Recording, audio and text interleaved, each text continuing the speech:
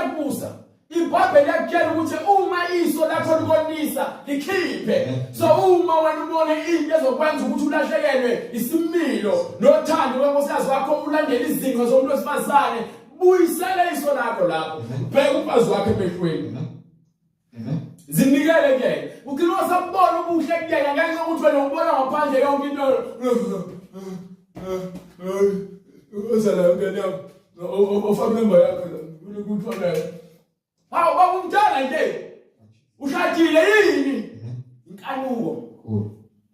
Inkosikazi yakho awusakazi awukwazi umncoma umncoma yini? Ngene umngade.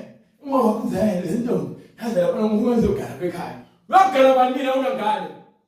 Ayilafuna ukwenza unkosikazi. Wesibili. Hey baba umtshela nje. Thanda unkosikazi wakho. Yona nyabula lemndeni.